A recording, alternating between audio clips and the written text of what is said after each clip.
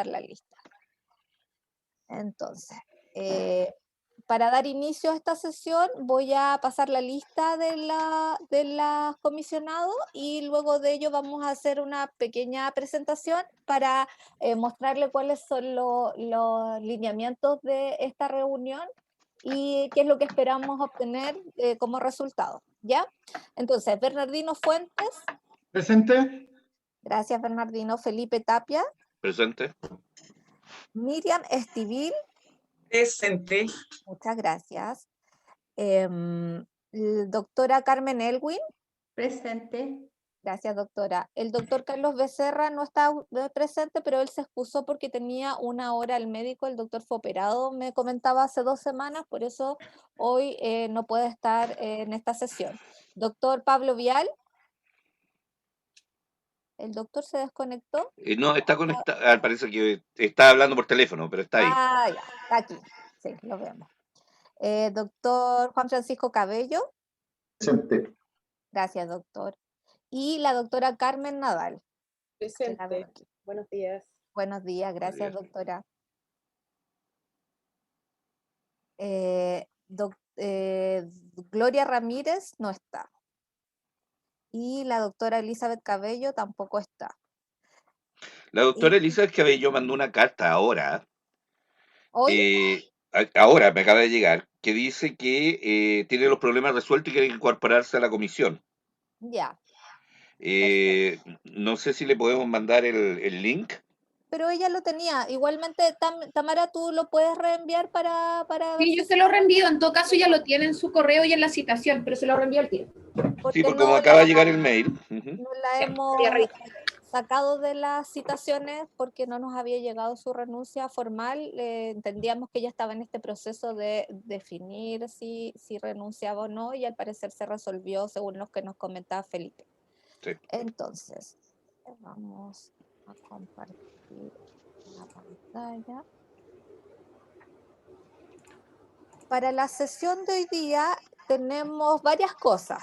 Lo primero es poder dar el visto bueno a la revisión del acta anterior. Recuerden que la última sesión fue realizada el 17 de junio, que fue una sesión extraordinaria en donde tuvimos la presentación de, la segunda parte de la presentación de la DIPRES, y esa acta fue enviada con fecha 23 de junio y no tuvimos observaciones. Entonces, la primera parte vamos a hacer la revisión de esa acta para poder validarla y publicarla en la página web.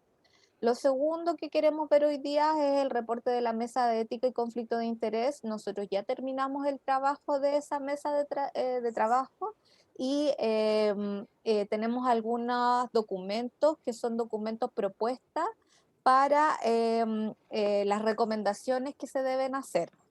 ¿Ya?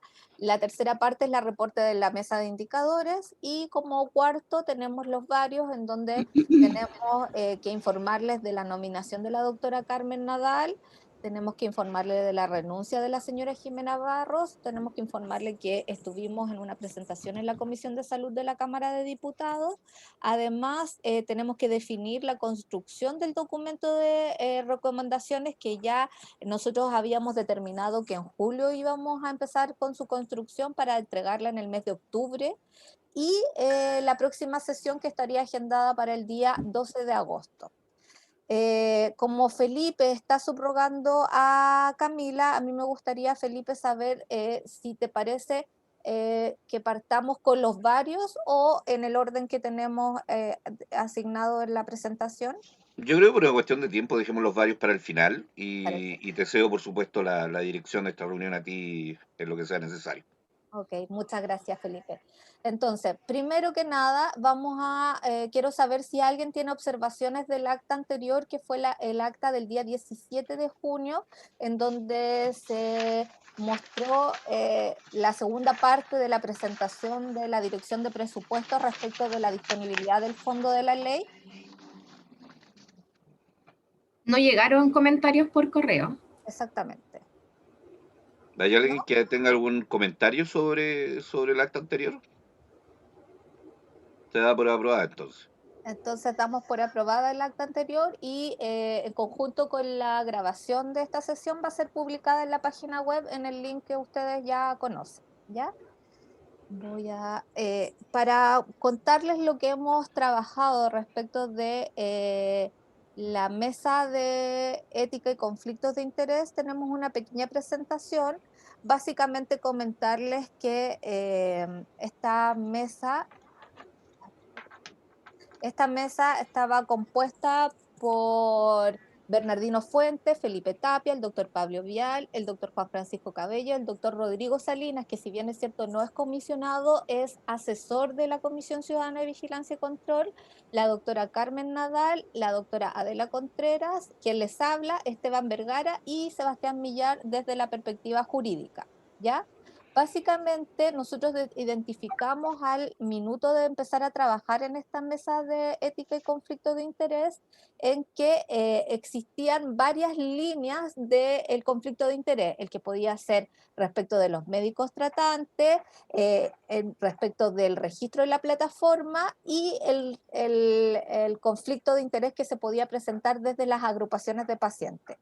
Entonces, se identificaron que teníamos que trabajar en varias líneas que eran paralelas y que básicamente lo que buscaba era poder determinar de forma más específica qué era lo que íbamos a nominar como conflicto de interés y en qué ámbitos íbamos a poder gestionar o hacer alguna modificación de los documentos ya existentes para poder trabajar en esta nueva definición de conflicto de interés, ¿ya?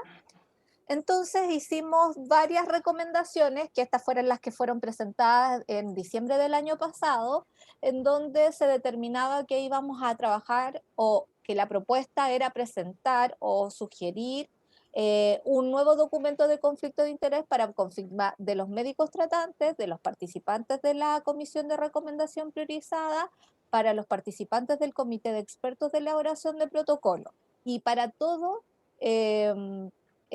toda persona que trabaje en algo que tenga que ver con alguna definición de las garantías o de la implementación de la ley. ¿Ya? En segunda instancia, definimos que queríamos trabajar en un párrafo tipo para incorporar a los convenios que realiza FONASA con los prestadores de la ley Ricarte Soto, con el fin de también determinar en la instancia de los prestadores o evitar en los prestadores que se dieran algunos conflictos de interés.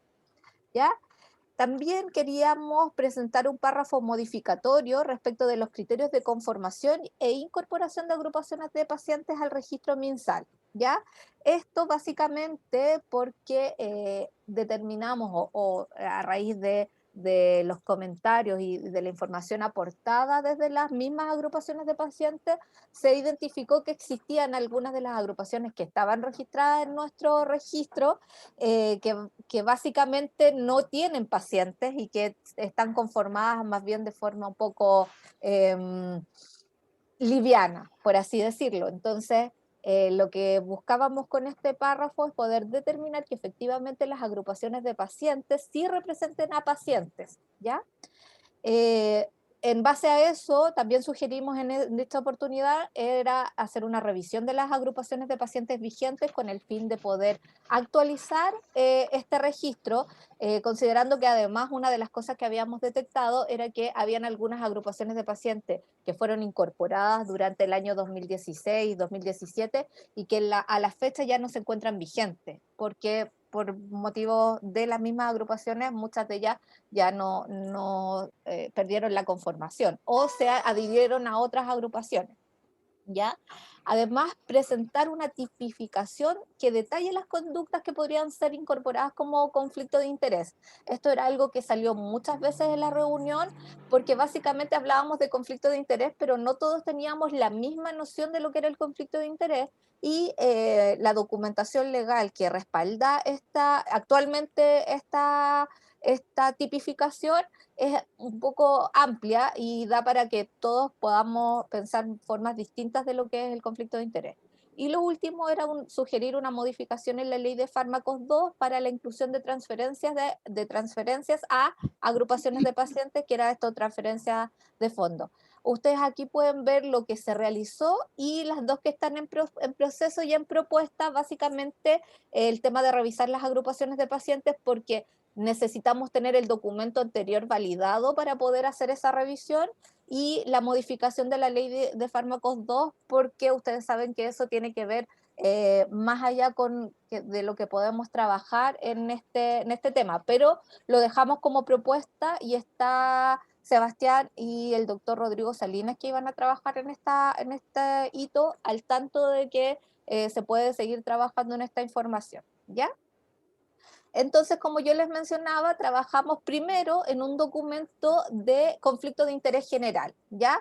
Básicamente, este documento de conflicto de interés general lo que hace es que podamos tener un código de conducta que va a identificar detalladamente cuáles son lo que nosotros mencionamos como conflicto de interés y que debería ser aplicada en lugares como la Comisión de Recomendación Priorizada, los expertos de protocolos de práctica clínica, los médicos tratantes, los comités de expertos y las profesionales y personas naturales que participen de otros procesos que requieran identificación de conflictos éticos o de interés. Básicamente, por ejemplo, cuando tenemos problemáticas con glosa o queremos saber si hay algún nuevo medicamento o algo particular que nos referimos a algún experto, ellos también deberían tener o estar al tanto de este documento que es el Código de Conducta, ¿ya? El Código de Conducta es un documento que fue trabajado en conjunto. Originalmente está en base a un código de conducta que se trabaja en las universidades. Ahí la doctora Contreras nos comentaba que es el que utilizan en base a trabajar en las universidades y en los prestadores para el estudio en seres humanos, ¿ya? Entonces aquí, como ustedes pueden ver, es un documento que tiene 5 páginas. Habla primero de los lineamientos generales en base a lo que significa este código de conducta, identifica a los profesionales o, digamos, las personas que deberían estar al conocimiento de este código, y determina los principios que van a regular el código de ética de conducta, ¿ya? Los identifica, que serían el de autonomía e independencia y el manejo de conflicto de interés y transparencia. Los identifica específicamente y luego hace referencia a los conflictos de interés que deben ser declarados. Entonces, aquí es donde se detalla todo lo que uno debería declarar como conflicto de interés, partiendo desde vínculos o relaciones con empresas, luego relaciones personales, relaciones comerciales y cualquier otra situación personal en donde, como ustedes se fijan, es súper específico en mencionar a lo que está haciendo referencia, ¿ya? Luego habla de los lineamientos internos del proceso y nuevamente hace las situaciones que deberían ser declaradas por los participantes. Esto ya mucho más en detalle que lo mencionado anteriormente. En ese sentido, ese sería el primer documento que nosotros propusimos, que es este código de conducta, para luego actualizar el documento de conflicto de interés. Hay que recordar que la circular número 15, que es del año 2015, es la que actualmente da los lineamientos para los conflictos de interés, y creemos que ya está un poco desfasada con lo que actualmente se encuentra vigente, y que al asociar este nuevo código de conducta podríamos tener un documento de conflicto de interés que sería mucho más completo. Aquí nosotros presentamos la propuesta, primero en líneas generales de lo que significa un conflicto de interés, y luego la declaración jurada, en donde lo importante o lo relevante que queríamos hacer en esta declaración jurada era especificar cuál era el conflicto de interés. Hay que recordar que la circular 15, que yo les mencionaba anteriormente, solo determina, solo pregunta si usted tiene o no conflicto de interés, y luego deja un espacio, en el caso de que lo tenga, para describir el conflicto. La idea acá es que en el detalle la persona que está haciendo esta declaración pueda ir entregando respecto de cada uno de los hitos o de las etapas que nosotros pusimos, si tiene o no tiene conflicto de interés respecto de esta información. ¿Por qué también es relevante determinar cuál es el conflicto de interés tan específicamente? Porque la idea es que si una persona tiene un conflicto de interés, por ejemplo, estamos en la comisión de recomendación priorizada y alguien declara tener conflicto de interés en una línea, la idea es que la misma comisión pueda determinar si ese comisionado puede, primero, participar en la comisión y segundo, si puede hacer votación respecto de algún tema en específico. Por ejemplo, si hubiese un conflicto de interés con, no sé, un laboratorio en particular y se está evaluando algún medicamento de ese laboratorio, pero solo ese es el conflicto de interés, probablemente ese comisionado no necesariamente tenga que ser excluido de la comisión, sino que más bien solo de la votación en particular, ¿ya? Entonces esa es la primera propuesta respecto de lo que tenga que ver con identificación de conflicto de interés. La segunda propuesta, que tenía que ver con el conflicto de interés en la red de prestadores, lo que determinamos es tratar de incorporar en el convenio que realiza FONASA con la red LRS una modificación o más bien un párrafo que también haga referencia a los conflictos de interés en la red de prestadores. Aquí ustedes pueden ver un formato tipo de convenio, en este caso es entre el FONASA y el Hospital de Arica, y que, como ustedes bien saben, tiene varios puntos en donde se determina cuál va a ser la relación o cuáles van a ser las funciones del prestador que debe cumplir como red de prestador Ley Ricarte Soto, dándole responsabilidades y también como deberes y derechos. Entonces, nosotros sugerimos, este también es un convenio largo que se los voy a mandar para quien lo quiera leer, pero la sugerencia es básicamente incorporar como punto A8, en donde están todas las, digamos, responsabilidades de la red de prestadores, un hito que sea conflicto de interés. En ese caso, la idea es determinar que el prestador deberá velar porque los funcionarios que se desempeñen en labores asociadas al proceso de atención de los potenciales beneficiarios y pacientes beneficiarios de la ley cuenten con una declaración de conflicto de interés para mantener la imparcialidad, objetividad y neutralidad en la solicitud de algunas de las tecnologías garantizadas y su posterior continuidad de tratamiento de acuerdo a la normativa vigente establecida por el Ministerio de Salud. ¿Ya? Hay que hacer mención que actualmente no Joan, existe. ¿Sí, doctor? ¿existe algún precedente y cuán amplio es eso? O sea, ¿a qué profesionales incluye? Actualmente, que era algo que les iba a mencionar, no existe nada que tenga que ver con la posibilidad de tener declaración de conflicto de interés en la red de prestadores. No hay nada. El documento no hace referencia al conflicto de interés en la red de prestadores. Por eso queremos incorporar primero digamos, este párrafo, pero no hicimos ningún detalle a qué profesionales debería ir incluido. Ahí no sé, Esteban o Sebastián, si tienen alguna otra opinión respecto de este párrafo. No los veo, así que...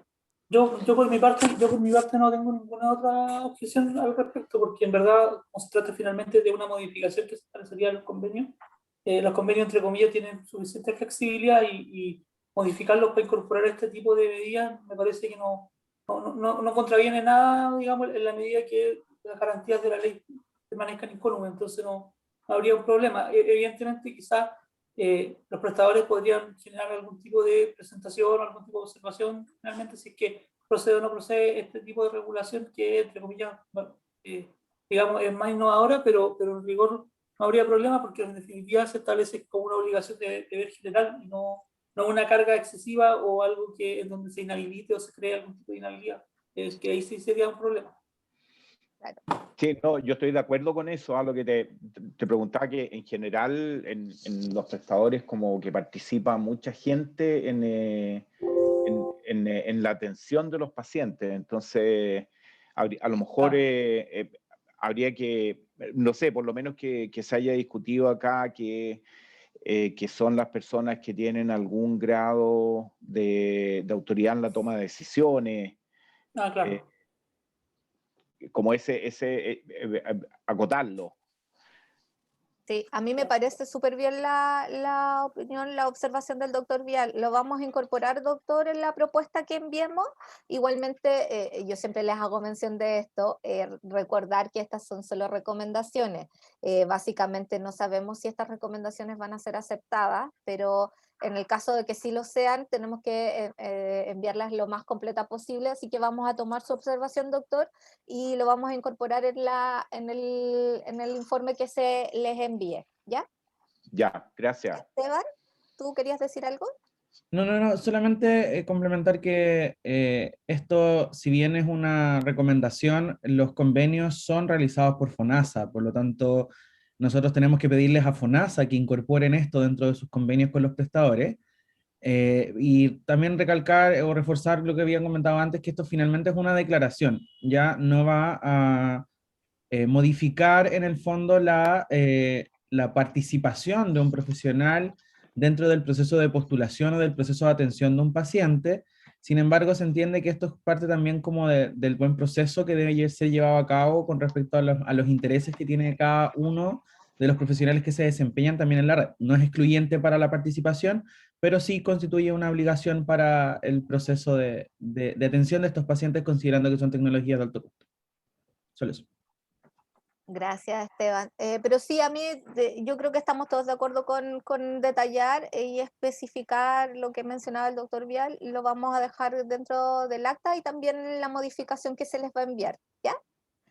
Como tercer hito o tercer línea de trabajo, yo les había mencionado que íbamos a trabajar en el conflicto de interés en las agrupaciones de pacientes, y la idea es poder actualizar las condiciones de registro que actualmente tienen las agrupaciones de pacientes, ¿ya?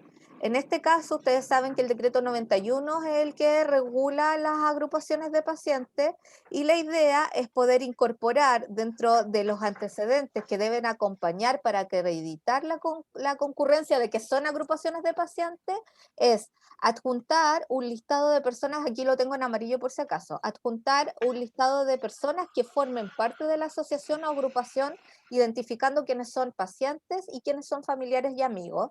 Que era algo de lo que nos mencionaba Felipe, que muchas veces las agrupaciones de pacientes no tenían pacientes, entonces la idea, ¿sí? ¿Eso es lo que ustedes quieren agregar al reglamento? Sí, exactamente. Ya. Es que tomé el reglamento, de hecho, me acabo de dar cuenta que no lo copié en otro documento, entonces tomé el reglamento en Word y por eso está en amarillo lo que queremos incorporar. ¿Ya? No, que no había entendido que era lo que quería incorporar, pensé que habías como marcado cosas que ya decía. Ya. Esa es la incorporación. Además, incorporar en el punto E que cada 3 años se solicitará, esto cada 3 años lo pusimos arbitrariamente, puede ser cada 1 o cada 5, lo que definamos como comisión, pero cada 3 años se solicitará a las agrupaciones de pacientes registradas la actualización de los antecedentes. De no acreditar los criterios identificados en los párrafos precedentes, se procederá a eliminar a la agrupación de pacientes del presente registro y de la ficha única de información social, ¿ya? Esto básicamente por lo que yo les mencionaba en la segunda parte, que tenía que ver con que si bien es cierto hay algunas agrupaciones de pacientes que al ingreso pudieron cumplir con todos los requisitos, pasado un par de años ya no tienen, por ejemplo, personalidad jurídica, o que básicamente se disolvieron como agrupaciones de pacientes. Y finalmente, para adjuntar en el formulario de inscripción, deberá contener como mínimo la siguiente información, que es lo que ustedes están viendo en la pantalla: el nombre, el domicilio, la individualización, la enfermedad o la enfermedad a la que se vincula, y adjuntar el listado de personas que forman parte de la asociación de agrupación, identificando si son pacientes, familiares u amigos, ¿ya? Que es lo que estaba en el punto A como segunda parte del punto A. ¿Ya?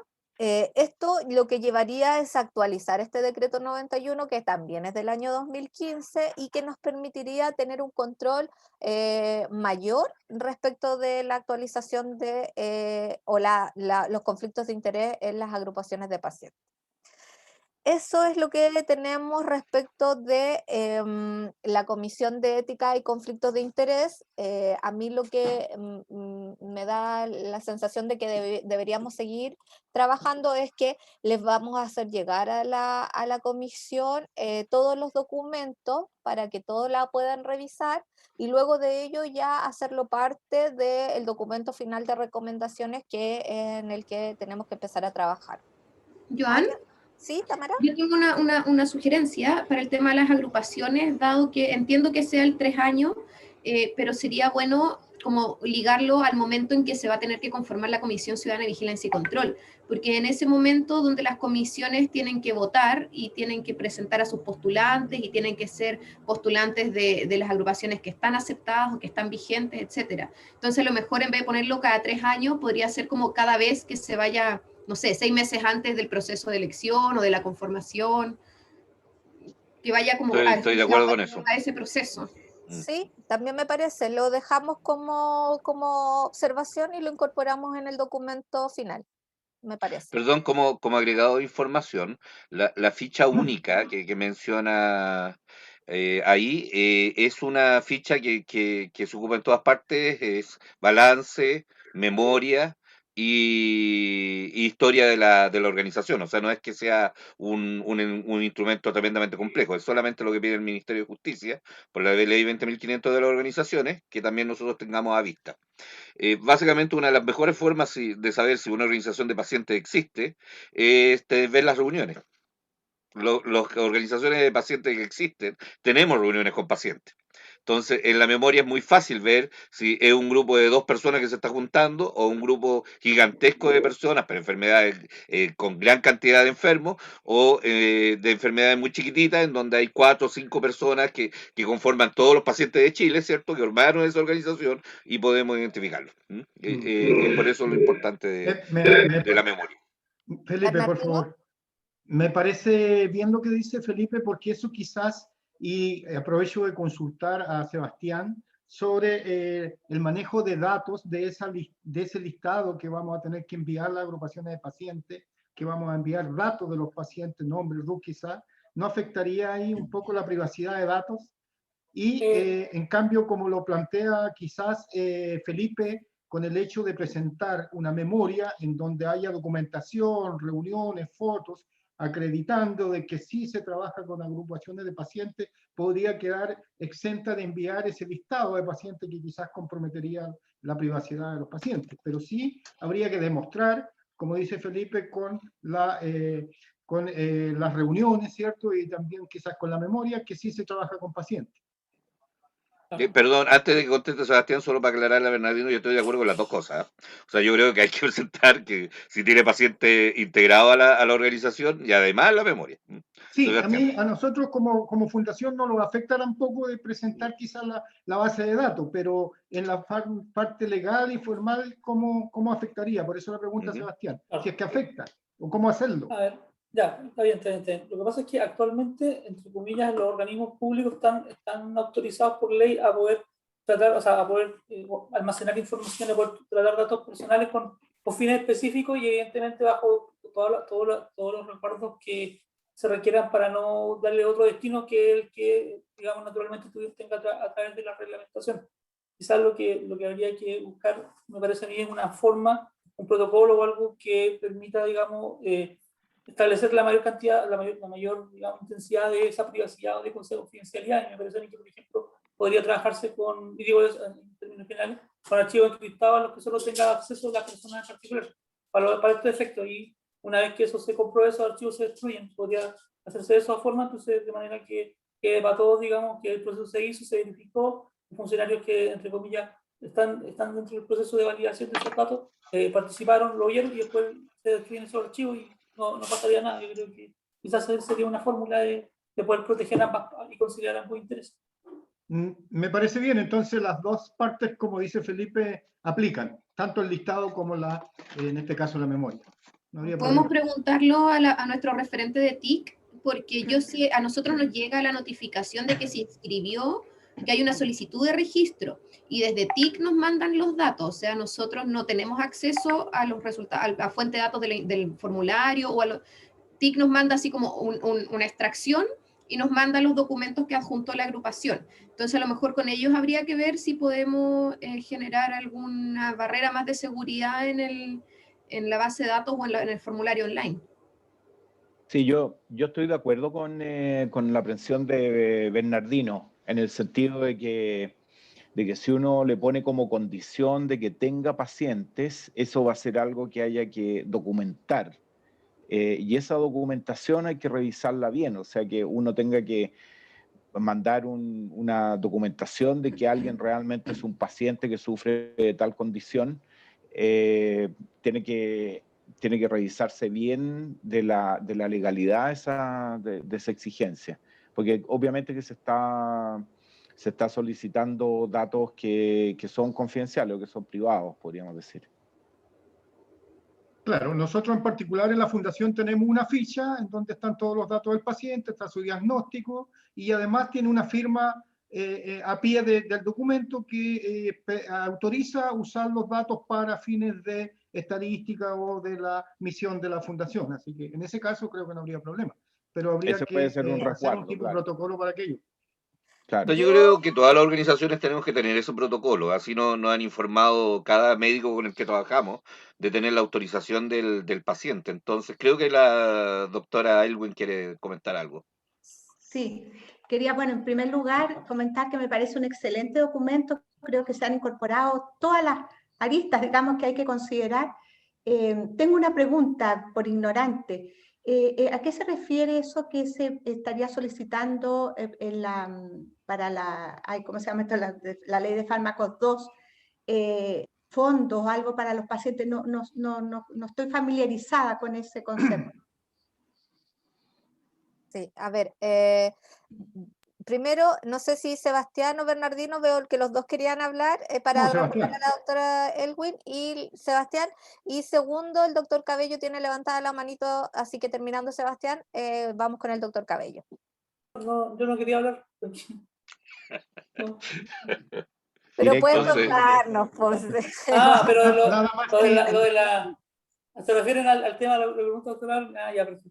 Mira, lo que pasa es que ahí, efectivamente, el tema de la ley de fármacos era, entre comillas, era una propuesta de generar algún tipo de indicación para hacerla llegar como de manera formal desde la comisión al ministerio y el ministerio eventualmente pudiese presentarla en el proceso legislativo.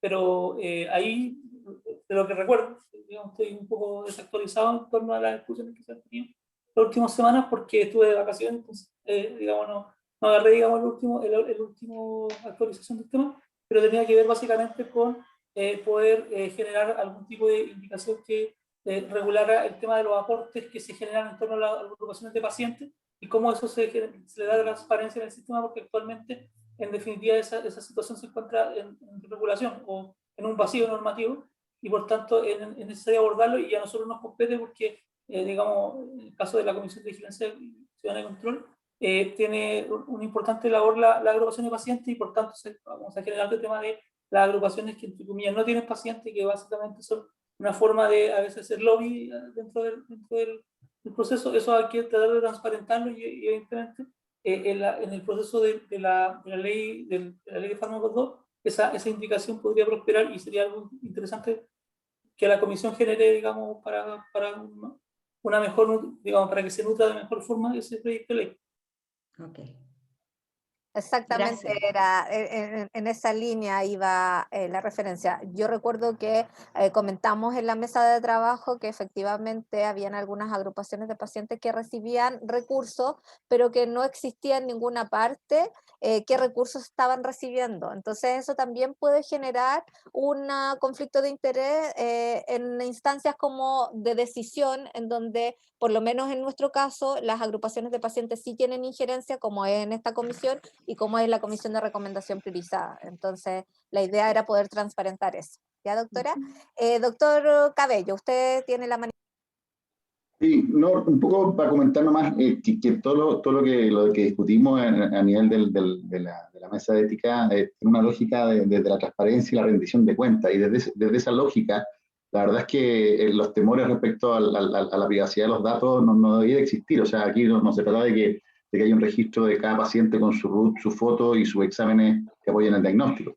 Aquí se trata de que pueda haber un listado anónimo, puede haber una declaración de que son tantos pacientes, de manera que si el día de mañana, con los ejemplos que hemos conocido, que Felipe al comienzo de la reunión nos contaba, ayer nomás tuve una conversación con una agrupación que tiene pacientes que no está representada y una que no tiene pacientes si está dentro del listado, por ejemplo. Si hay una denuncia de ese tipo, bueno, se vaya y se diga, a ver, esta agrupación declaró hace 3 años atrás que tenía 40 pacientes, ¿dónde están? O sea, la lógica de la transparencia y la rendición de cuentas no va de ningún caso a poner en conflicto la privacidad de los pacientes. Es un tema desde esa perspectiva, en el fondo de decir, bueno, aquí está la información y el que quiera que la vea y que la analice, digamos. Pero esa es la lógica detrás de esto, no es una lógica de un registro de pacientes, ni mucho menos. Eso le corresponde a otro que no somos nosotros, claramente. Claro, a cada agrupación en ese caso. O sea, igual sería bueno, o sea, nosotros no vamos a publicar esos datos, nosotros vamos a seguir publicando el registro nacional aprobado, rechazado, con el número de resolución, tal como está ahora. Es un documento de respaldo, tal como las personalidades jurídicas que nos envían y que nosotros tenemos una carpeta y que después nosotros revisamos para los diferentes procesos de elecciones donde ustedes participan. Yo creo que está bien, a lo mejor se podría hacer como una declaración simple con número de pacientes, número de familiares, número de amigos, y que sea una declaración jurada. Y ahí se resguardaría el RUT, el nombre, y si se actualiza cada 3 años, y además la memoria, tenemos otros documentos que lo respaldan. Sí, es justo lo que decía Tamara, que iba a proponer, que estaría bien, bastaría con que una declaración jurada de quien envía los datos, que los datos corresponden y que es responsable de quien los envía, ¿cierto?, ese listado, y hasta ahí llegaría nada más. O sea, bastaría con que se declare que los datos enviados son fidedignos, ¿cierto?, y la persona que los envía es la responsable, y con eso bastaría para no estar chequeando cada uno de los datos, sino que se haga responsable quien los envía, y si en algún momento hay problema o alguna duda con esa lista, ahí el responsable es quien lo envió y tiene que dar cuenta de eso, ¿verdad? Y así se puede auditar. El proceso. Puede auditar. Felipe tiene... Sí, yo quería agregar que en la ley del cáncer que se está tramitando ahora, también se nos pidió a todas las organizaciones de pacientes una carta de conflicto de interés en cuanto al financiamiento de los laboratorios o del tipo de financiamiento que recibe la ONG. Lo encontré bastante propio y bien estructurado, y creo que puede servir como referencia también para la ley de Carte Soto, en donde tenemos que informar quién nos financia, de dónde llegan los financiamientos, no los balances, y claramente indica exactamente cuáles son los fondos que estamos recibiendo. Eso no invalida, eso es súper importante entenderlo, no nos invalida como organizaciones, sino que transparenta, como dice el doctor Cabello, acerca de dónde vienen los fondos. Sí, vamos a tomar todas las observaciones. Ay, me escucho con eco, ahí sí. Y con esas observaciones vamos a hacerles llegar el documento, como yo les mencioné al partir la presentación. La idea de mostrarles los documentos es poder ahora hacérselos llegar para que toda la comisión los revise, teniendo el visto bueno de toda la comisión, ya puede ser incorporado al, digamos, documento final de recomendaciones que serán entregadas al ministro de Salud, ¿ya? Como segundo punto venía, yo quiero mencionar que se conectó la doctora Ramírez. Hola doctora, ¿cómo está? Y, se agrega la asistencia. Sí. Respecto de la mesa de indicadores, Tamara, ¿tienen algún avance? Sí, les quería comentar, como nosotros habíamos dicho ya que en junio les íbamos a entregar el Excel. Yo creo que los últimos 3 meses hemos trabajado solo Esteban y yo, y que se incorporó Deis y de Sal. Por lo tanto, estuvimos conversando, y nosotros igual ahora tenemos empezaron otros procesos como la Estrategia Nacional de Salud, entonces tenemos harta demanda de reuniones, etcétera. Logramos terminar de identificar el core general de indicadores, que nosotros les vamos a mandar el Excel para que ustedes con ese core identifiquen como trabajo interno, ustedes de la comisión, ustedes vean cuál es lo mejor, cuáles priorizarían, etcétera, y cuáles quieren incorporar en su informe de recomendaciones. porque nosotros en este momento vamos a como seguir trabajando como una línea de trabajo de nuestros departamentos y de nuestras labores del ministerio, pero como lo que le habíamos mencionado hace reuniones atrás, con el enfoque de nosotros, como nuestro objetivo. Y la idea es que ustedes igual, tal como al principio nos solicitaron que tuviéramos indicadores, disponibilidad, fuente de información, etcétera, ustedes sigan con esa línea de trabajo e identifiquen qué es lo que les gustaría que nosotros en un futuro incorporáramos al sistema de monitoreo, que sabemos que es necesario no solo para la comisión, sino que de manera general, o sea, indicadores que nos sirvan a todos y que sean públicos. Entonces, ese Excel ya lo tenemos armado. Como les menciono, tiene más que ver con la mirada de nosotros, del ministerio, y a lo mejor no logramos capturar las miradas de la sociedad civil, pero es un punto de partida para que ustedes después avancen y vean qué otros indicadores les gustaría que incorporáramos y ustedes lo elaboren en su informe de recomendaciones. Les puedo mostrar cómo está la base, la tengo que buscar.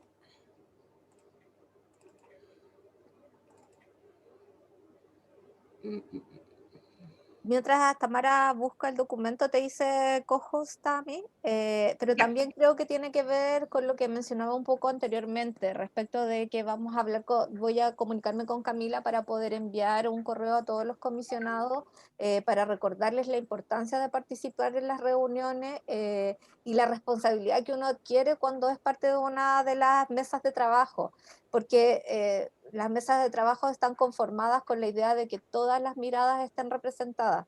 Y como bien menciona Tamara, cuando solo se junta gente, digamos, del ministerio, donde estaba de Subsecretaría de Salud Pública, redes asistenciales, DEIS, la mirada que vamos a tener siempre va a ser desde la perspectiva de la necesidad que nosotros tenemos y no de lo que a lo mejor la agrupación de pacientes o los representantes de salud quieren expresar.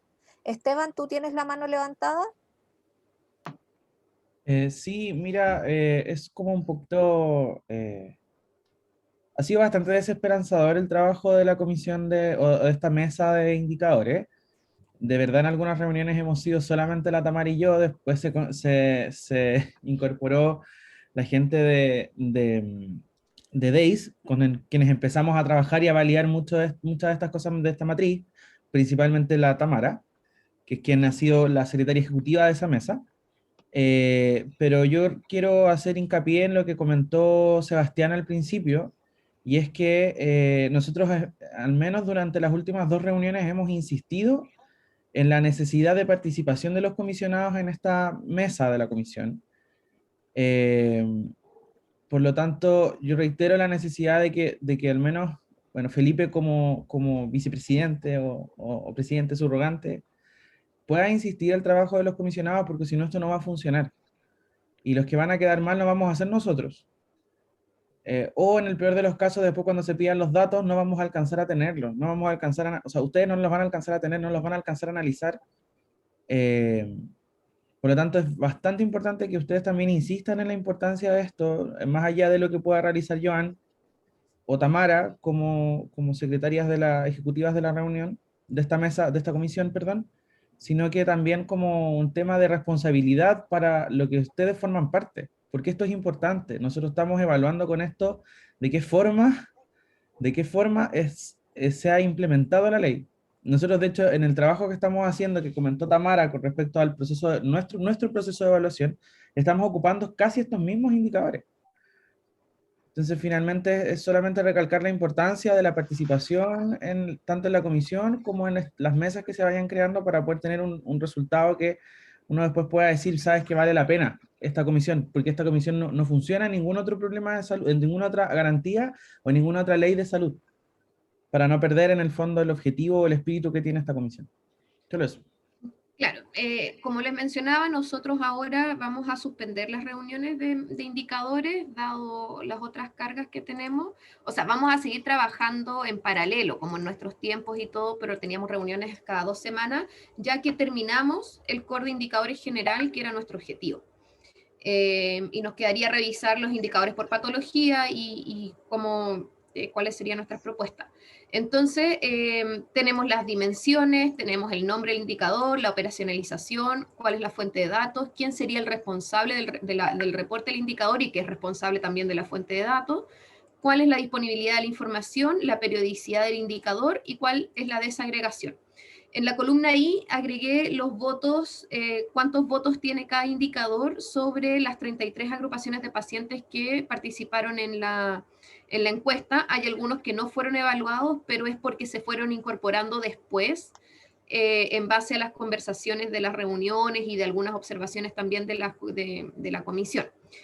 Entonces, este es el Excel que yo les voy a enviar y ahí ustedes tienen que ver cómo van a trabajar o si los van a priorizar o si van a sugerir que se hagan todos o van a sugerir que se incorporen otros, porque nosotros estuvimos conversando también, o yo por lo menos estuve conversando con Andrea y en las reuniones de indicadores, con Ismael y con Alejandra, estas reuniones ellos se incorporaron como a mitad de año, entonces no están dentro de sus como actividades o funciones de su cargo o de su lugar de trabajo. Entonces la idea es que hagamos un proyecto para poder presentarle a todas nuestras jefaturas y que sea parte de las líneas de trabajo o de nuestras responsabilidades del próximo año. Entonces, por ejemplo, también nos llegaron las codificaciones CIE 10 de las patologías de Ricarte Soto, que les tenemos que dar una vuelta, y con eso Alejandra, por ejemplo, me dijo, yo podría ya calcularles todo lo que es egreso, o por lo menos preparar el código automatizado para sus bases de datos que tiene el DEIS, para calcular los egresos por patología, la mortalidad por patología, etcétera. Nos faltan definir otras cosas, por ejemplo, cuál es el tiempo de comparación, el tiempo previo, 5 años previo a la ley, o vamos a hacer desde el histórico, ahí hay que ir viendo cuáles van a ser como otras cosas más puntuales ya cuando queramos empezar a calcular los indicadores. Todavía estamos como en el proceso de cuál es la formulación de los indicadores. Entonces, ya el próximo año, por ejemplo, podríamos tener algunos indicadores disponibles, son los que son del DEIS, Alejandra dijo que sí. O sea, Ismael, por ejemplo, nos dijo que ha estado trabajando con ETESA y con FONASA sobre el tema de identificación de gasto bolsillo, entonces a lo mejor vamos a tener un piloto de un par o dos de indicadores. Entonces, pero son los indicadores que nosotros hemos definido, que no necesariamente van a ser los más importantes para ustedes. Ese es como el mensaje finalmente. Y esta es la planilla que yo les voy a mandar junto con el acta de esta reunión, borrador, se las vamos a mandar para que ustedes la tengan y definan ustedes cuál es la mejor manera de trabajarla. Sí, antes de darle la palabra a Felipe, yo creo que también la línea del, digamos, el paso siguiente es que también les vamos a compartir este Excel. La idea es que todos los comisionados lo puedan revisar, puedan dar su opinión al respecto y poder conocer la línea de trabajo que se generó de esta mesa de monitoreo, ¿ya? Felipe, ¿tú querías hacer al mención algo? Sí, primero, decirle a Esteban que yo creo que más allá de que en realidad aparezcamos en el colegio, ¿cierto?, diciendo a los papás que por favor asistan a las reuniones, creo que somos una comisión bastante seria y tenemos que cambiar ese modelo. Y yo creo que es súper importante también saber que los indicadores que ustedes están generando en este Excel están en línea con lo que necesita la comisión. O sea, creo que el trabajo que ustedes hicieron representa también los valores de la comisión, y cuando ustedes nos manden el Excel, creo que va a estar bastante cercano a lo que nosotros queremos analizar también. Porque recuerden que cuando partimos esto, en estas reuniones, generamos muchos de los elementos que están en el Excel que Tamara nos mostró. Entonces creo que el buen trabajo que han realizado, creo que va a representar bastante lo que esta comisión desea o quiere, y los agregados van a ser muy pocos. Sin desmerecer que en realidad hemos faltado y tenemos que asistir a todas las reuniones, ¿cierto? Más allá de las posibles justificaciones que tengamos.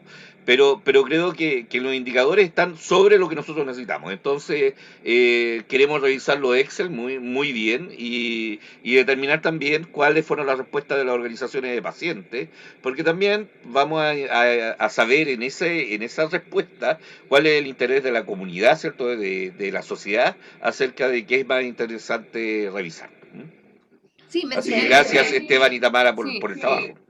Claro, yo en la encuesta, porque hice una encuesta que para que votaran ustedes comisionados, votaron 6 comisionados. Entonces tampoco, ni siquiera en la encuesta online hubo una participación necesaria para poder hacer una priorización de los indicadores. Entonces, fue como ya, les vamos a mandar el Excel y ustedes vean cuál es la mejor metodología para ustedes finalmente. Sí, yo creo, señores comisionados, que tenemos que revisar los mails. Ha habido bastante problema con los mails. Así que no quiero retarlo ni nada, por favor, no quiero considerar eso, pero creo que tenemos que revisar mejor cómo no está la relación con los mails. Sí.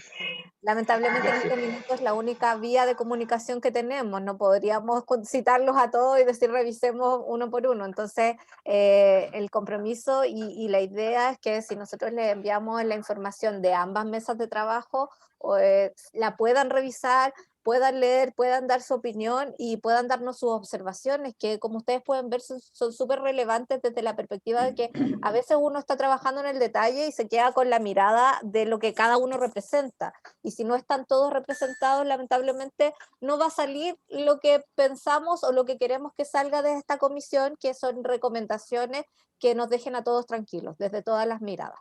¿Ya? Sí, doctora... No, ¿puedo preguntar algo? En la encuesta, al final, había que pinchar algo como que salía la encuesta. ¿Cómo tenemos la certeza que eso llegó? Donde ustedes, porque no, por ejemplo, en mi caso yo la envié, pero no supe si habrá llegado o no. Sí, o sea, si quieren les puedo reenviar el link a las personas que no la contestaron o ver que revisaron y de la próxima reunión les puedo decir las mismas preguntas, como hacer el mismo análisis. Sí, es bueno saber, por último, que nos confirmen ¿Sí? recibido, tal cual, porque uno, como no es directo en la respuesta en el mail mismo. Ya. Por eso a esa iba mi duda. Ya. Joan y Tamara, no sé, una sugerencia puede ser, se le puede poner podríamos poner un distintivo en los correos de la comisión. A mí se me confunde con la sigla, entonces, por ejemplo, poner siempre Comisión Ciudadana, de tal manera que uno, y un tema, de tal manera que uno pueda buscar por un asunto y ver qué es lo que ha revisado y contestado. Sí, perfecto. Tamara, O sea, lo podemos dejar en acta. Vamos ahora a todos los correos que vengan, o nuestros, o del correo de la Oficina de Coordinación, les vamos a poner como encabezado Comisión Ciudadana, 2 puntos y la temática, ya sea recordatorio de citación, ya sea acta o lo que sea. ¿Les parece de esa forma? Perfecto. Por mí perfecto, porque así es más fácil buscar. Sí, y para nosotros no es ningún problema. Lo vamos a incorporar entonces y va a quedar en el acta de esta sesión. ¿Ya? Para continuar, habiendo ya revisado los reportes de ambas mesas y quedando con la responsabilidad o con el trabajo de que nosotros les vamos a enviar por correo la información de ambas mesas de trabajo para que la comisión las pueda revisar, vamos a seguir con el punto número 4, que es el varios. ¿Ya? En el punto número 4, la primera observación que yo quiero hacer mención es que ustedes saben que desde el año pasado teníamos el cargo vacante del doctor Octavio de la Fuente. Ya el día 12 de junio la subsecretaria nombró oficialmente a la doctora Carmen Nadal como parte de la comisión. Así que la doctora Nadal en este minuto está en su rol de comisionada de la sesión de Comisión Ciudadana de Vigilancia y Control, y ella, su rol es como experta del área de la salud, por eso fue nominada por la subsecretaria de Salud Pública. Estamos a la espera de la conformación de la resolución que va a actualizar la conformación de los comisionados, ¿ya? Así que bienvenida, doctora Nadal, muchas gracias por su disposición y por su participación en todas las reuniones. La doctora fue fundamental también en el trabajo de la Mesa Ética y Conflicto de Interés, así que le agradezco su participación. Miriam, ¿quiere comentar algo? Está silenciada, Miriam. No, que estaba aplaudiendo porque la doctora está asumiendo eso. Sí, le agradecemos. Bienvenida, Carmen. Bienvenida. Gracias. Bueno, El segundo punto tiene que ver con que durante la semana pasada recibimos la renuncia formal de la señora Jimena Barros. Ella nos comentó que dado la carga laboral y la carga académica, no podía participar de la comisión, así que volvemos a estar con un comisionado menos. Recién el día lunes se envió a Jurídica la carta y la solicitud de declarar la vacancia. Con eso tenemos que volver a hacer el mismo proceso que hicimos anteriormente, enviar a la subsecretaria la solicitud de nominar a algún nuevo representante y con esa nominación se actualizaría nuevamente la resolución que conforma esta comisión, ¿ya? Ahí estamos viendo con Sebastián si es mejor esperar que llegue la nueva nominación y actualizar solo una vez la resolución, o cómo lo vamos a hacer, pero les vamos a estar comentando y apenas tengamos los documentos oficiales, ustedes saben que se los vamos a compartir, y también esa resolución que conforma la comisión va a quedar registrada en la página web en el link de Comisión Ciudadana de Vigilancia y Control, ¿ya? Otro de los puntos que les queríamos comentar, bueno, ustedes me parece que ya están al tanto, durante la semana pasada, fue el día lunes 5 de julio, fuimos citados como Ministerio de Salud a la Comisión de Salud de la Cámara de Diputados para evaluar el tema del presupuesto y la disponibilidad del fondo para la ley Ricardo Soto. Ahí nuestra jefa, que es la señora Andrea Guerrero, hizo una presentación respecto de todo lo que nosotros le hemos comentado anteriormente. También Camila Kirlan estuvo como representante de la Comisión Ciudadana de Vigilancia y Control, como presidenta de la comisión, y ella también hizo su presentación respecto de esta temática.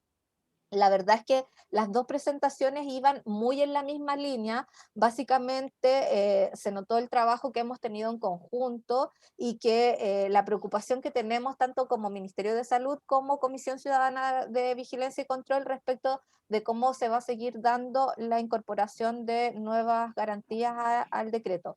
También ustedes deben haber leído ya en la prensa que han aparecido algunas observaciones y algunos reportajes respecto de la ley. Nosotros, básicamente, nosotros hemos sido súper transparentes con ustedes, hasta el día de hoy no tenemos nuevas novedades. Hasta el día de hoy el Ministerio de Hacienda no nos ha dado más fondos, no ha cambiado el informe de sustentabilidad financiera y no hay ninguna otra modificación. Pero como siempre les digo en todas las sesiones, esto es algo que puede cambiar hoy día en la tarde, y pudiese ser que hoy día en la tarde cambiara la incorporación de nuevas garantías al decreto 2022-2025. En ese sentido, la idea es contarles que tuvimos esa presentación, que quedamos bastante contentas desde la coordinación, porque se notó en la línea de trabajo conjunta que llevamos con las agrupaciones de pacientes y con la Comisión Ciudadana de Vigilancia y Control, y que básicamente la problemática tiene que ver con la disponibilidad del fondo y con la cantidad de presupuesto que está determinada la ley, ¿ya? Apenas nosotros tengamos una consulta. Una cosita antes de Miriam y Tamara, solo comentarles que nosotros apenas tengamos información nueva, se las vamos a ir entregando. Tenemos ya determinado cuáles van a ser los problemas de salud, digamos, los pares tecnología sanitaria, problemas de salud, que van a entrar al segundo proceso de evaluación de tecnologías sanitarias, pero no está todavía la firma del documento oficial. Por eso no lo hemos podido oficializar. Pero apenas tengamos esa firma, el documento va a estar publicado en la página web y nosotras se los haremos llegar también vía correo electrónico a la comisión para que estén al tanto del proceso. Y en caso de cualquier modificación, también se las vamos a hacer llegar para que estén al tanto de lo que estamos haciendo. Miriam y después Tamara. No, yo quería decir algo muy chico, que la presentación de la Comisión de Salud de la Cámara está disponible en la grabación, por si es que alguien no la vio o la quisieran revisar, en la página de la Cámara están disponibles esa grabación. Bien, bien. Miriam. Claro, ahí cuando fue esa sesión, los diputados, cierto que iban a... en Manuel Montt. ¿Estarás como a la una por ahí? Ahora sí. Bernardino, tienes prendido el micrófono. Sí. Me acuerdo que el diputado Juan Luis Castro y el diputado Cristi dijeron que iban a pedir una reunión con el director de Hacienda, con el ministro, perdón, de Hacienda, y después iban a llamar a una comisión. ¿Qué saben ustedes de eso? Porque eso ya ha pasado 2 semanas y el tiempo apremia, ¿no? No, Miriam, no es de nuestra competencia. Eso, yo pensaba que a ustedes le informaban eso.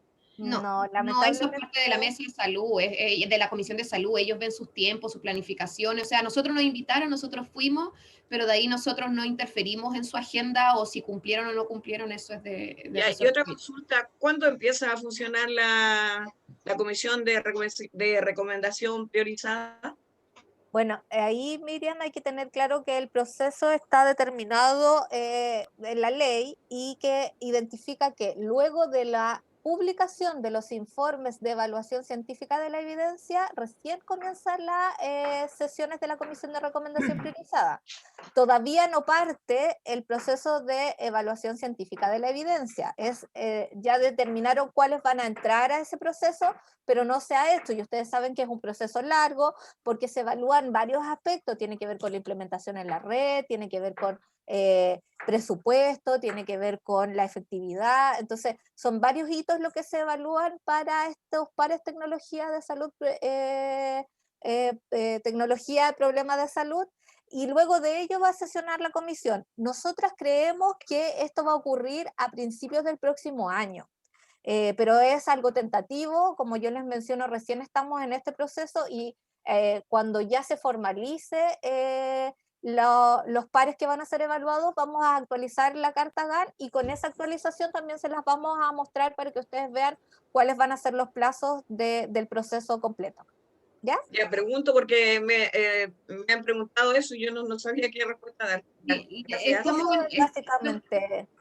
Estamos en una situación de que, dado todos los atrasos que hemos tenido, no hemos podido tampoco conformar la comisión de recomendación priorizada. Nos falta 2 integrantes que tengo entendido ya están nominados, pero no nos ha llegado la respuesta oficial desde la subsecretaría. Teniendo eso, nosotros ya hacemos la resolución que conforma la nueva comisión y estaría lista para comisionar apenas nosotros tengamos los informes de evaluación científica de la evidencia. Entonces estamos viendo esos 2 procesos en paralelo. Nos faltan los documentos oficiales, eso es lo que estamos ahí con las firmas un poco atrasados. Ya, muchas gracias, Tamara. Exactamente. Tamara, Bernardino por acá. ¿Bernardino? Sí, mi duda, para todo esto hay un calendario, hay plazos, y acabo de escuchar que esto podría pasarse al próximo año.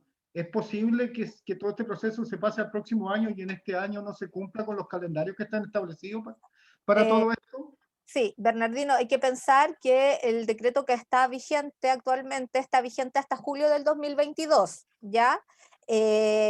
Además de eso, además de que la vigencia es hasta julio del 2022, en el caso de que no pudiésemos dar cumplimiento, lo que se va a hacer es mantener vigente, hacer una prórroga del decreto vigente y luego de ello hacer una modificación del decreto vigente.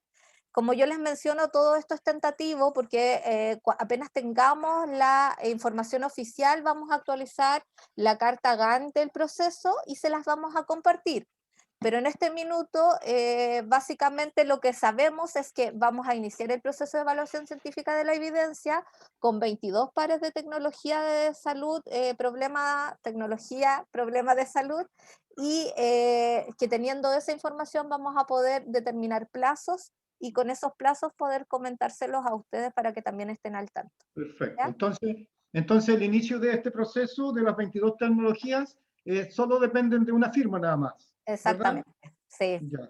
O sea, sí, eso es lo más pronto y es lo más posible que sea a corto plazo. Sí, a corto plazo. Debería ser no más allá de determinado julio tener ya la firma y en agosto dar inicio al proceso de evaluación científica de la evidencia. ¿Ya? Me parece. Muchas Felipe gracias. y luego la doctora Ramírez. Sí, yo quería hacer mención, continuar con la línea que ustedes estaban comentando. Creo que estuvimos en línea con Andrea Guerrero en la comisión de la Cámara de Diputados, en la mesa, y creo que esa misma corrección o unidad en el criterio deberíamos continuarlo acerca de lo que nosotros tenemos que hacer para convencer al Ministerio de Hacienda que genere más fondos para la ley Recarte Soto. O sea, creo que tenemos una oportunidad gigantesca de unir a la sociedad civil y al Ministerio de Salud en cambiar un sistema que sabemos que está fallando, ¿cierto? Y ambos lo dijimos en cuanto a los fondos necesarios. Entonces, le propongo a Andrea y a esta comisión que nos juntemos y hagamos no un comunicado, sino alguna forma de indicarle al Ministerio de Hacienda que la ley no va a funcionar en 2028, ¿cierto? Y que podemos mejorarlo ahora, hoy día. Podemos hacer un cierre de este gobierno maravilloso diciendo solucionamos el problema de la ley Recarte Soto de aquí a la eternidad, no sé. Y creo que podemos hacer una propuesta interesante entre la sociedad civil y el Ministerio de Salud que no se había dado nunca en la historia de Chile, ¿cierto? Cuando nos sentamos en la mesa y estamos de acuerdo ante la Cámara de Diputados de que hay un problema y que podemos solucionar entre la sociedad civil y el Ministerio de Salud, tomando una decisión política que va a cambiar los destinos de mucha gente que va a estar tremendamente agradecido con los cambios que se produzcan. De eso quería comentar. Gracias. Sí, gracias, Felipe. No sé, Andrea, ahí si tenemos alguna posibilidad de hacer algo como lo que menciona Felipe o cuál sería la línea que pudiésemos trabajar. Bueno, solo mencionar que nosotros, desde que recibimos la información, internamente sí hemos hecho las gestiones en lo que a nosotros nos compete y respetando las líneas, digamos, dentro del ministerio, las líneas jerárquicas. Entonces, obviamente ya empezamos a hacer las gestiones en el sentido de informar, de empezar a buscar alternativas, etcétera. Y tendríamos que ver cómo, cuál herramienta es la que nosotros podemos, porque ustedes saben, bueno, la administración pública es jerárquica, nosotros como departamento no somos un ente independiente, entonces también ahí tenemos que ver, pero obviamente esas gestiones, como les decía, ya las iniciamos, pero podemos volver a solicitar una conversación con las autoridades y ver desde como Ministerio de Salud, digamos, con la postura de nuestras autoridades, cómo podemos avanzar con ustedes, con qué herramienta. Y obviamente siempre asesorados por Sebastián y jurídica, siempre obviamente resguardando estar dentro del marco, ¿no? Pero inicialmente sí, o sea, vamos a iniciar esa gestión y ver cómo, con qué herramienta podemos avanzar, qué parte nos corresponde a nosotros, qué parte, bueno, ustedes saben muy bien y ya han iniciado la gestión y ya hay resultados en ese sentido, y ver qué cosas se pueden hacer en conjunto. Así que lo podemos preguntar y les contamos. Fíjate, Andrea, lo lindo que sería que en vez de la sociedad civil estar reclamando, decir gracias al ministerio porque solucionó el problema. Si pudiéramos construir eso, sería totalmente nuevo. Y me encantaría decirlo, o sea, me encantaría ponerme frente a la televisión o donde sea, y decir, conversamos con el ministerio nos escuchó y se solucionó el problema. Eso creo que para ustedes y para nosotros sería tremendamente ventajoso y en términos reales, en cuanto a la administración del Estado y la economía del Estado, es un problema bastante menor comparado con otros.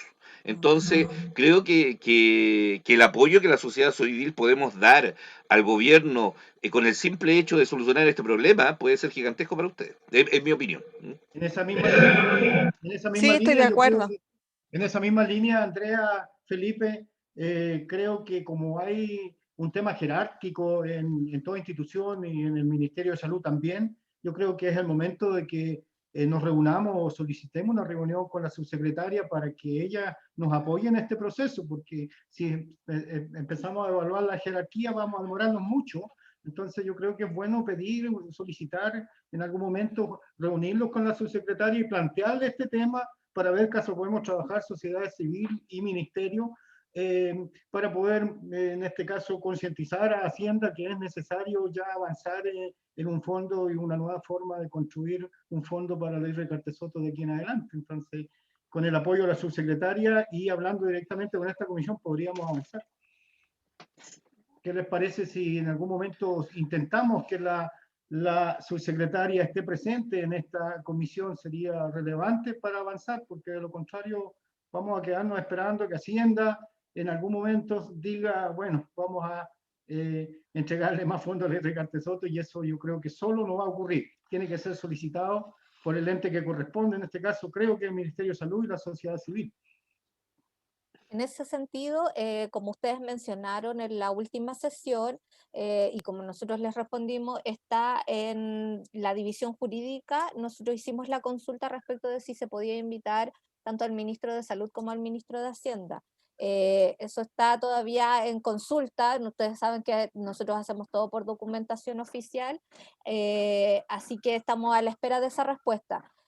Si ustedes quisieran solicitar la presencia de la subsecretaria, yo lo que les recomendaría es que nos hicieran llegar formalmente el requerimiento, y no solo por la vía de esta reunión. Así que le pediría que, no sé, Camila o Felipe o mismo Bernardino pudiese enviarlo por correo y nosotros revisarlo.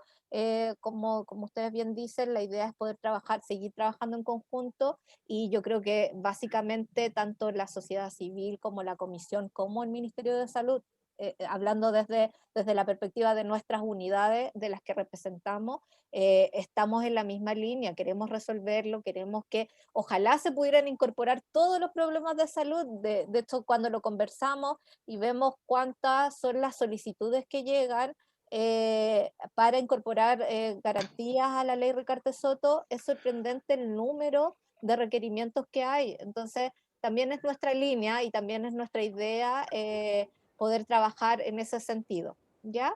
En honor al tiempo, vamos a...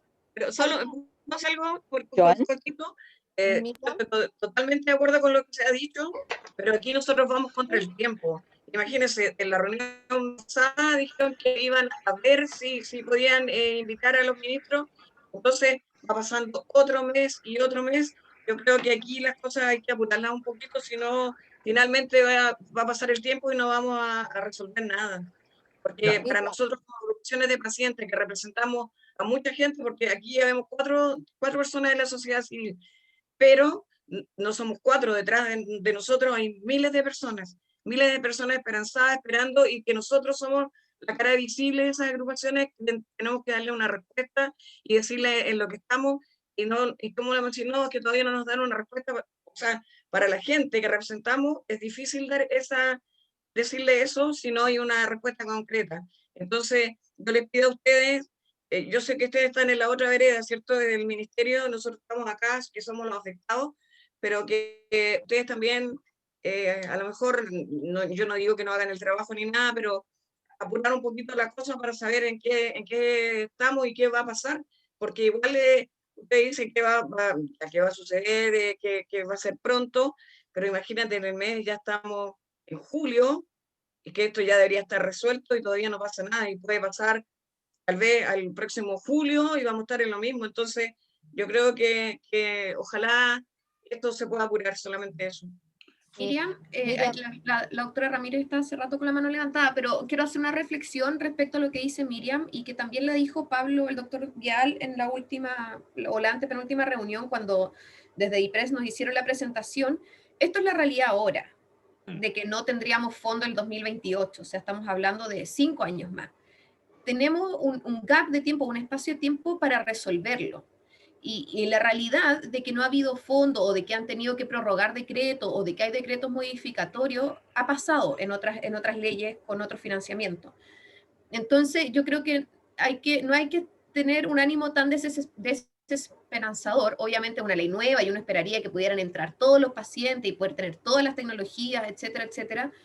Y también hemos hecho la reflexión con la doctora Ramírez y también con el doctor Vial de que el sistema de salud no debería estar tan fragmentado y deberíamos tener un sistema de salud único, y son conversaciones mucho mayores. Pero yo creo que las salidas o las soluciones que les estamos presentando ahora son las que tenemos al corto plazo. Y estoy de acuerdo con ustedes que hay que trabajar para que a futuro no nos vuelva a pasar esto y no nos volvamos a quedar sin dinero. Pero podemos presionar todo lo que queramos.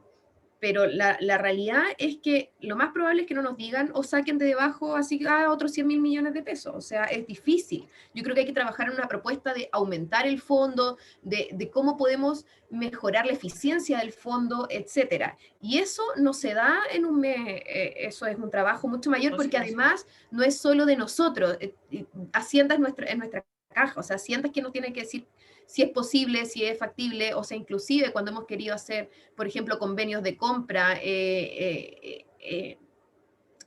juntando fondos, Hacienda también dice, oye, pero ojo, las formas de pago, o sea, hay que ir viendo todos los procesos para poder aumentar en un futuro. ¿Esto es un problema que tenemos hoy? Sí. ¿Estamos presentando formas de solucionarlo? También. Pero no nos tenemos que quedar de brazos cruzados para el más futuro, o sea, es ir viendo qué podemos hacer para ir aumentando el fondo.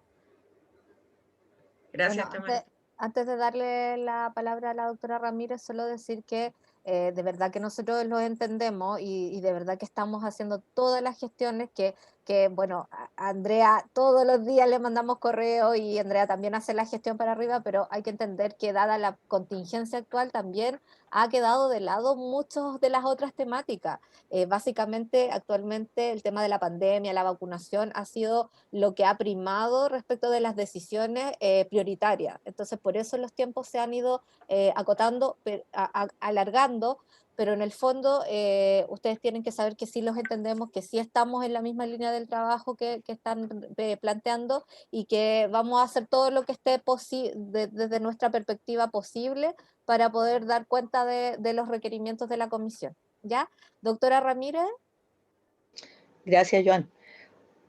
Haciendo la reflexión un poco también en la línea de las necesidades, creo que hay elementos que nosotros debiéramos hacer una suerte de policy transfer, de ver las experiencias de países especialmente más desarrollados que nosotros, y porque a diferencia de los países desarrollados donde hay un incentivo tanto a la oferta como a la demanda, en términos de que, por ejemplo, la investigación respecto de una droga X que pudiera resolver o mantener una situación mucho más estable de alguna patología rara, recibe incentivos del Estado para efecto de los investigadores, pero también recibe un incentivo para la compra o la adquisición de esos medicamentos de parte de las familias o de los pacientes. Nuestra realidad es distinta. Aquí lo único que estamos en esta cancha, estamos peleando el incentivo a la demanda, en términos de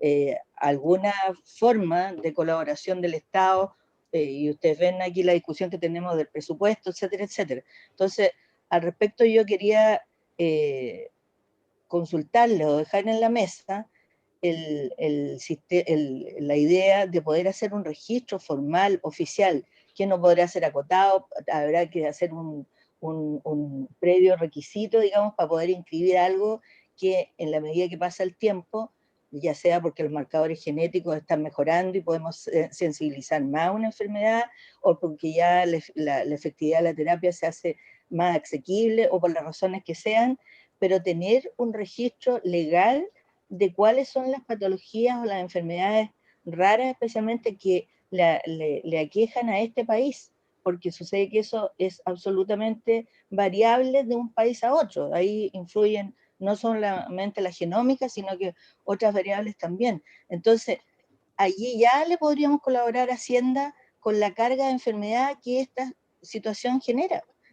Hoy día tenemos aproximaciones y lamentablemente Hacienda no puede funcionar por aproximaciones, ni por muy buena voluntad que haya. Si esta cuestión la podemos lograr de aquí a 5 años, o como dice Tamara, con una meta al 2028, sería excelente poder tener eso. Hoy día, y hago al tiro la acotación, que mientras esos registros no puedan ser utilizados por el Instituto Nacional de Estadística, el INE, siguen siendo invisibilizados. Aquí hay una ODS al 2030, hay una serie de elementos que son internacionales y que nos ponen con una meta a que podamos visibilizar más, a lo menos la carga de enfermedad. Por supuesto que tenemos todo el trabajo que realiza el Ministerio de Salud con objetivos sustentables para la década, y ustedes ven que eso tiene todo un trabajo por detrás para poder ir replanteando estos objetivos al inicio de cada década, pero eso es un trabajo enorme. Entonces, yo creo que habiendo reconocido eso, sí me parece que podríamos hacer mucho más si somos sensibles a cuánto nos aqueja y cuáles son las enfermedades que más aquejan. Y no quiero, no porque sea menos frecuente, dejar algo afuera, porque precisamente la problemática es tener una enfermedad rara y ser poco frecuente, porque menos puedo tocar la puerta, digamos. Entonces, pero sí saber qué tanto es la prevalencia y la incidencia, cuestión que no es llegar y montar, pero sí podríamos hacerlo a través de los registros. Y lo otro que me preocupa es qué tanto las agrupaciones están hoy día recogiendo el dato de cuántos pacientes han tenido COVID, cuáles de ellos han salido adelante, cuáles de ellos han permanecido con daño, cuáles han fallecido. Yo no sé si esos datos las agrupaciones los están teniendo, porque creo que también es un elemento importante. Muchas de estas patologías tienen inmunodepresión y no sé de qué forma están en estos momentos siendo apoyados. A lo mejor ahí hay un esfuerzo, aparte del esfuerzo de los establecimientos públicos de salud, que no me cabe ninguna duda que ya han llegado la mayoría, la familia detrás de eso es probable. Ustedes saben que no todos los COVID vuelven a foja cero. Hay un buen número de pacientes que van a tener consecuencias y secuelas a posteriori, y esa es una cuestión que tenemos que empezar a visualizar.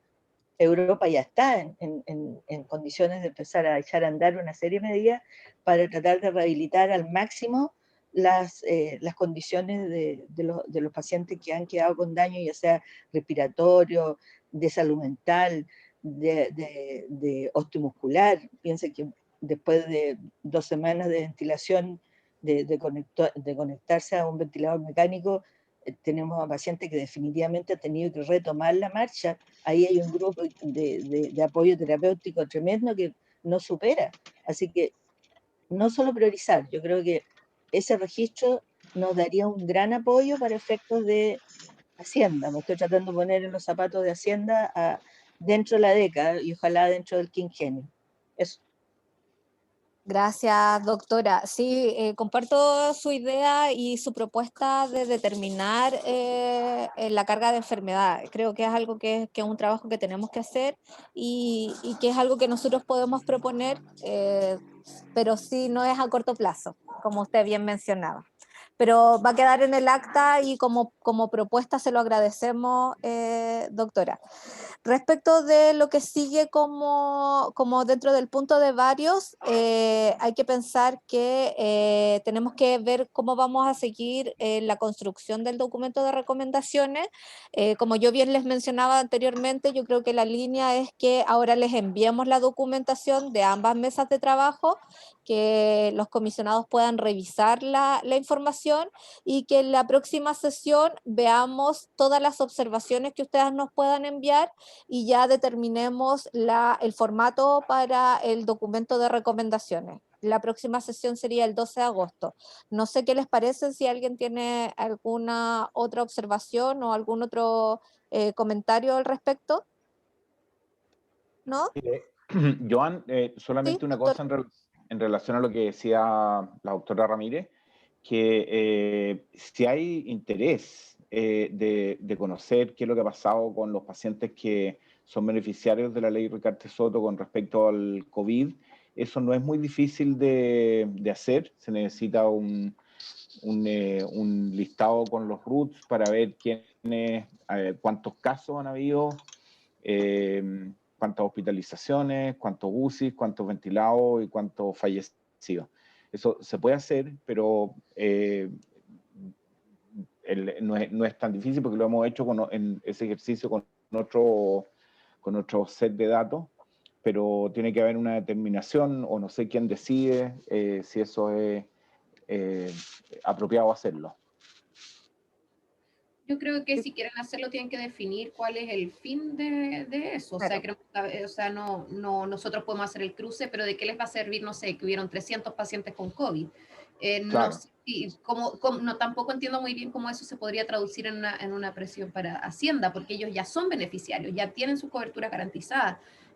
O sea, como que ahí se me pierde un poco la línea lógica. Yo creo que, como dice Gloria y como dice Joan, estos son puntos que ustedes tienen que tomar para cuando elaboren su informe de recomendaciones, de mejorar la estadística, de tener un registro único, de homologar registros, etcétera, etcétera, etcétera, que son líneas y cosas que nosotros también hemos hablado varias veces, partiendo con el GES. O sea, el GES también tiene líneas de registro diferentes y nos cuesta llegar a la estadística, y es una ley que está del 2005. Entonces, si podemos hacer mejora, bienvenidas sean. Sí, igual yo creo, Tamara, que lo vamos a dejar en el acta. Ambos puntos, la doctora hizo referencia a dos cosas que podemos dejarla como sugerencia, pero como bien dice el doctor Vial, tiene que ver con que tenemos que ver cuál es el objetivo final de tener esa información y cuál es la propuesta o para qué propuesta nos podría colaborar la información antes mencionada. Yo creo que la propuesta de tener carga para identificar las enfermedades raras no lo veo tan alejado, pero sí lo veo que es algo difícil de llevar a cabo y que probablemente no va a ser una recomendación para esta oportunidad, pero sí lo podríamos tomar para más adelante. Ya en honor al tiempo, para dar cierre a esta sesión, como yo les mencionaba, entonces lo que vamos a hacer, les vamos a enviar vía correo electrónico con las consideraciones que tuvimos hoy día, la documentación, tanto la presentación que yo hice como la documentación propuesta y el Excel con los indicadores. La idea es que ustedes lo revisen, que nos envíen observaciones y que para la próxima sesión del día 12 de agosto nosotros podamos decirle, ok, estas son las observaciones que se recibieron y ahora el formato del documento de recomendaciones va a ser este, para ya empezar a dar cierre a ese tema y poder empezar a trabajar en el documento oficial, ¿ya? ¿Alguien tiene alguna otra observación? Sí, Si no, Bernardino por acá. Bernardino. Yo creo que de todas maneras no tenemos que dejar en el aire la intención de solicitar una reunión con la subsecretaria, así que sería bueno que como sociedad civil nosotros nos pusiéramos de acuerdo y enviáramos un correo para que ustedes lo puedan gestionar. Sí, claro que sí. Por favor, háganlo de esa manera para tener el respaldo formal, que es una solicitud de la comisión, y poder coordinar alguna reunión, quizás no con toda la comisión, sino que con un par de representantes. Ustedes saben que la subsecretaria está con varias otras cosas y en general nos da reuniones cortitas, 15, 20 minutos, pero la idea es que ustedes nos envíen el requerimiento y nosotros lo hacemos formalmente la solicitud, ¿ya? Me parece, gracias. Perfecto. Ya pues, entonces que Gracias. tengan muy buen fin de semana. Muchas gracias por todas las observaciones y por la atención de esta mañana y nos vemos el día 12 de agosto. Que estén muy bien. Gracias, hasta luego. Chao. Chao. Chao. Muchas gracias. Chao, Gracias, chao. Joan.